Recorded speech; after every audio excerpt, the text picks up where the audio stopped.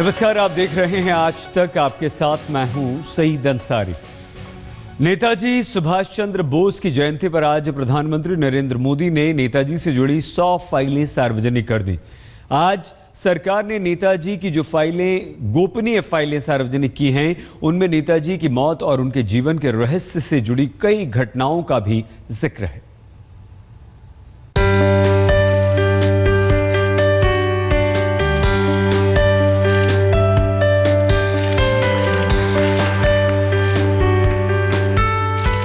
अपने वादे के मुताबिक प्रधानमंत्री नरेंद्र मोदी ने नेताजी सुभाष चंद्र बोस की 119वीं जयंती पर उनसे जुड़ी 100 फाइलों को सार्वजनिक कर दिया। 70 साल से राजनीतिक ताले में बंद नेताजी की मौत से जुड़े दस्तावेजों से पर्दा उठता देख परिवार के सदस्यों की आंखें छलक गईं।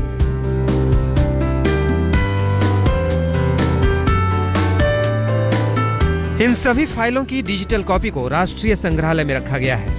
पहली किस्त में 100 फाइलें सार्वजनिक की गई। इसके बाद हर महीने 25-25 फाइलों को सार्वजनिक किया जाएगा। पीएम ने ट्वीट कर लिखा, आज सभी भारतीयों के लिए एक विशेष दिन है। नेताजी की फाइलों की गोपनीयता खत्म करने की शुरुआत आज से होती है। अब सवाल उठता है कि इन गोपनीय फाइलों के बाहर आने से क्या निकला।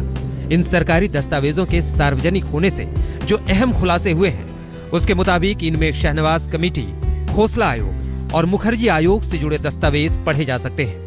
खोसला कमेटी की 1956 की रिपोर्ट के मुताबिक नेताजी सुभाष चंद्र बोस की 18 अगस्त 1945 को ताइपेई में एक विमान हादसे के बाद मौत हो गई थी।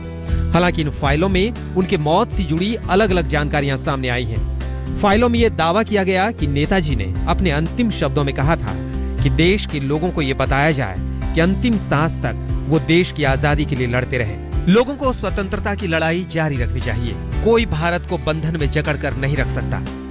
इसके साथ ही ये भी खुलासा हुआ है कि नेताजी की मौत के बाद उनकी बेटी को कांग्रेस 6,000 रुपए सालाना रकम देती थी। ये रकम बेटी की शादी के वक्त तक यानी 1964 तक दिया जाता रहा।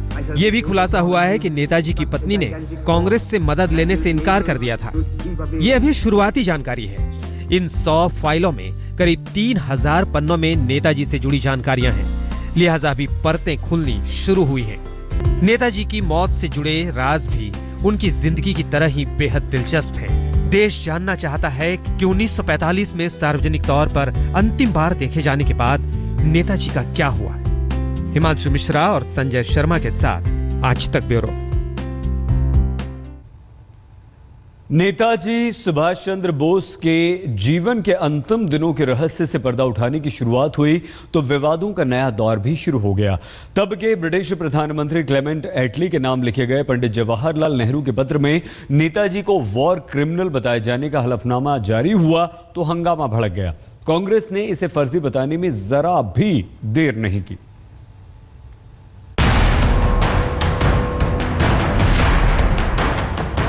अठारह अगस्त 1945 को हुए विमान हादसे के बाद नेताजी के जीवन के रहस्यों से पर्दा उठाने की शुरुआत के साथ ही विवादों का दौर भी शुरू हो गया।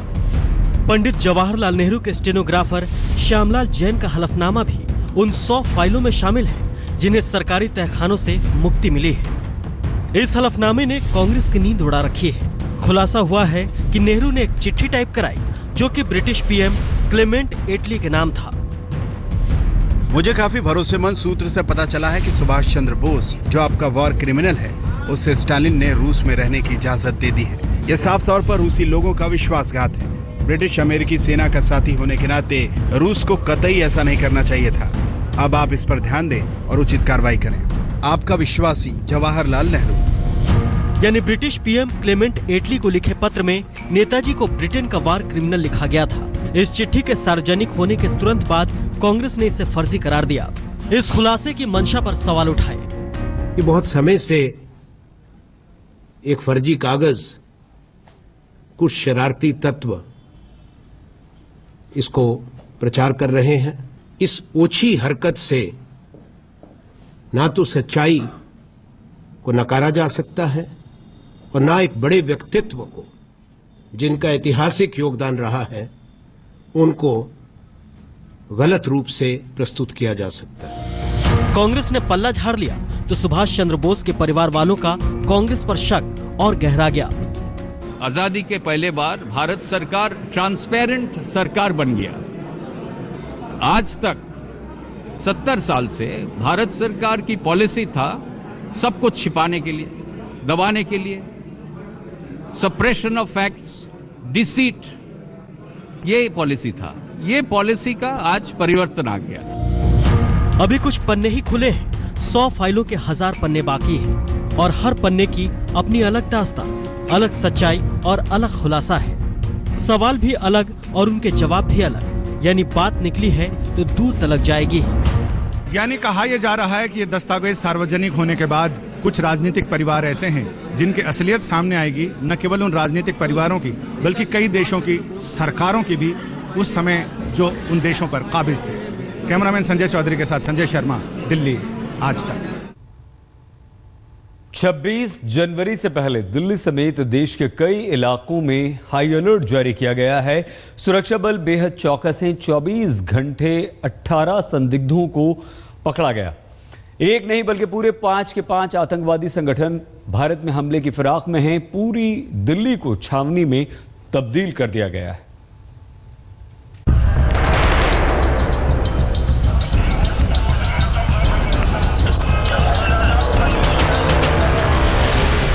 आजाद हिंदुस्तान के इतिहास में गणतंत्र के जश्न की सुरक्षा का अब तक का सबसे बड़ा ऑपरेशन शुरू हो चुका है।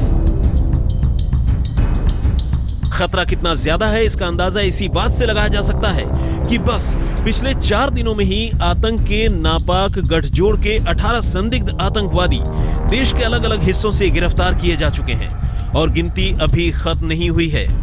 राष्ट्रीय सुरक्षा सलाहकार अजीत डोभाल खुद इस ऑपरेशन की निगरानी कर रहे हैं। एनआईए की अगुवाई में दिल्ली समेत तमाम राज्यों की पुलिस आतंकवादियों की धरपकड़ में दिन रात एक किए है। पहली बार खतरे का पंजा सामने दिखाई दे रहा है। एक तरफ आईएसआईएस है तो दूसरी तरफ इंडियन मुजाहिदीन, तीसरी तरफ लश्कर ए तैयबा, चौथी तरफ जैश ए मोहम्मद तो पांचवा हिजबुल ताहिर बांग्लादेशी। यही वो आतंकवादी संगठन हैं जिन्होंने एक साथ गणतंत्र दिवस के मौके पर हिंदुस्तान में आतंक की सबसे बड़ी साजिश रची है। दिल्ली में राजपथ पर होने वाली गणतंत्र दिवस की परेड हमेशा से न सिर्फ देश भर के लिए बल्कि दुनिया के अहम आयोजनों में एक होता है। पक्की खबर है कि आतंकी राजपथ पर निशाना बनाने का इरादा रखते हैं, लिहाजा चौकसी बढ़ा दी गई है। शनिवार को फुल ड्रेस रिहर्सल में अपनी तैयारियों का जायजा लिया गया।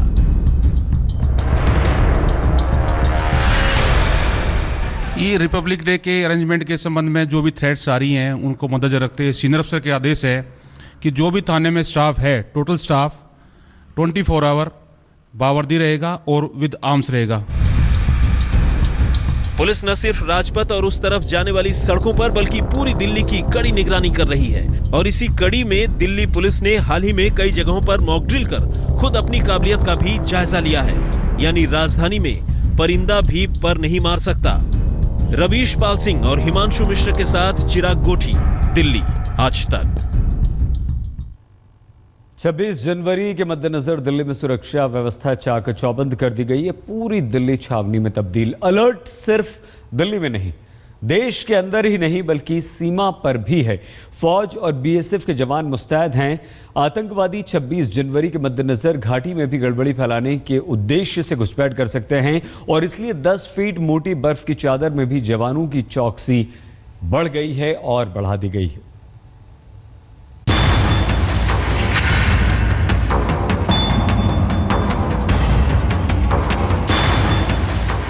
सफेद बर्फ से पटा ये इलाका किसी युद्ध के मैदान से कम नहीं। सामने दुश्मन है और वो हर वक्त इस फिराक में है कि सरहद के इस पार आतंकियों की नई खेप को घुसपैठ करा सके। लेकिन हमारे जवान मुस्तैद हैं, तैनात हैं। 10 फीट मोटी बर्फ की चादर हो या 0 से 10 डिग्री नीचे तापमान, हौसले इतने बुलंद कि दुश्मन थर थर कांपे। बर्फ के तूफान में भी देश की सीमा की चौकसी से कोई समझौता मंजूर नहीं। हर वक्त सर्वोच्च बलिदान करने को तैयार है हमारे जाबाज। हम इस वक्त लाइन ऑफ कंट्रोल पर है और यहाँ पर एक एम्बुश टीम बैठी है जो बर्फ में लगातार पिछले 6 घंटे से यहाँ पर इसलिए यहाँ बैठी है कि ताकि जो यहाँ पर हरकत किसी भी दुश्मन की हो उस पर नजर रखें। आप को मेरा कैमरा में दिखाएगा कि कहाँ कहाँ इस जंगल की आड़ में जवान बैठे हैं, और आप देख सकते हैं कि पेड़ों की आड़ में, कभी जिन पेड़ों की आड़ में जो है घुसपैठ ये बैठते हैं, उसकी आड़ में सेना के जवान यहाँ पर चौकस निगाहों से नजर लगाए बैठे हैं कि जो रास्ते हैं, जो वहाँ पर किसी तरह की दुश्मन की कोई हरकत ना हो। जिन रास्तों पर हमें जरूरत पड़ती है हम उन रास्तों पर एम्बुश लगाते हैं, और कई बार हमें खबर मिलती है कि इन्फिल्ट्रेशन होने की, तो हम उस जगह पर एम्बुश लगाते हैं। गणतंत्र दिवस में अब सिर्फ 3 दिन बचे हैं। इस बार भी पक्की खबर है, दुश्मन सीमा पार से घुसपैठ कराने के फिराक में है। अमूमन भारी बर्फबारी में घुसपैठ की आशंका कम हो जाती है, लेकिन ना तो इस बार ठंड पड़ी और ना ही बर्फबारी भी हुई, लिहाजा घुसपैठ का खतरा बढ़ गया है। जवान सतर्क है। जहाँ पर सर मुश्किलें तो बहुत आती है, मगर हम उस मुश्किलों में भी देश की हिफाजत के लिए हर काम करते हैं। इस वक्त किस मिशन पे आप निकले हैं और क्या करने जा रहे हैं आप? इस वक्त हमारे को सर खबर मिली है कि आगे हमारे को कोई घुसपैठ हो रही है, उसके लिए हम एम्बुश के लिए अपनी पार्टी को लेकर जा रहे हैं सर। ऐसे मौसम में हमें सेना द्वारा प्रदान की गई क्लोथिंग और इक्विपमेंट से काफ़ी मदद मिलती है। हमें काफ़ी सारा हीटिंग इक्विपमेंट भी दिया गया है जो कि दिन रात हमारी रक्षा करता है। ऐसे में सेना द्वारा दी गई क्लोथिंग, जिसमें कि जैकेट्स, शूज़ और ग्लव्स वगैरह शामिल हैं, वो हमें ठंड से बचाते हैं और हमें मुस्तैद रहने में हमारी मदद करते हैं। सरहद पार बैठे आतंक के आकाओं ने नजर जमा रखी है, लेकिन सीमा पर तैनात जवान दुश्मनों की हर साजिश को नाकाम करने को तैयार है। अशरफ वानी, गुलमर्ग, आज तक। और अब खबर राहुल गांधी की। महोबा में कांग्रेस उपाध्यक्ष राहुल गांधी ने पदयात्रा की, किसानों से मुलाकात की, लेकिन इसी दौरान राहुल गांधी ने प्रधानमंत्री नरेंद्र मोदी को चंद नसीहतें भी दे डाली। लखनऊ में कल नरेंद्र मोदी ने हैदराबाद में आत्महत्या करने वाले छात्र का जिक्र किया था, भावुक हो गए थे, तो राहुल ने कहा कि अगर आंसू सच्चे हैं तो फिर काम भी करें। राहुल ने यह भी कहा कि दाल रोटी खाने से पहले प्रधानमंत्री गरीबों के बारे में सोचें। जो हमारे स्टूडेंट्स हैं, चाहे वो किसी भी कम्युनिटी के हों, जो उनकी ऊर्जा है, जो उनकी सोचने का तरीका है, उसको दबाने की कोशिश कर रहे हैं। और मोदी जी ने, अच्छा है कि मोदी जी ने अपने भाषण में, उनको दुख हुआ, उनको कष्ट हुआ, लोग कहते हैं कि आंसू भी आए, मगर जो वाइस चांसलर वहाँ बैठा हुआ है, जिसने ये काम किया है, उसको वो क्यों नहीं हटाते हैं? तो वो कहना बंद करें और वो करना शुरू करें। मोदी जी जब प्रधानमंत्री बने तो हिंदुस्तान के किसान को, बुंदेलखंड के किसान को भूल गए, हिंदुस्तान के मजदूर को, बुंदेलखंड के मजदूर को भूल गए। मैं चाहता हूं कि मोदी जी यहां आके अपने आंखों से देखें कि बुंदेलखंड में क्या हो रहा है। सूखा पड़ा है, लोग भूखे हैं, पलायन हो रहा है। वो मेक इन इंडिया की बात करते हैं, वो प्रगति की बात करते हैं, मगर यहाँ भी इन लोगों को मदद की जरूरत है। टीम इंडिया ने ऑस्ट्रेलिया में आखिरी वनडे जीता। टीम इंडिया का हीरा, उसकी तारीफ कैसे कर रहे हैं जौहरी, सौरव गांगुली, हमारे स्पोर्ट्स एडिटर विक्रांत गुप्ता के साथ बस अब से कुछ ही देर।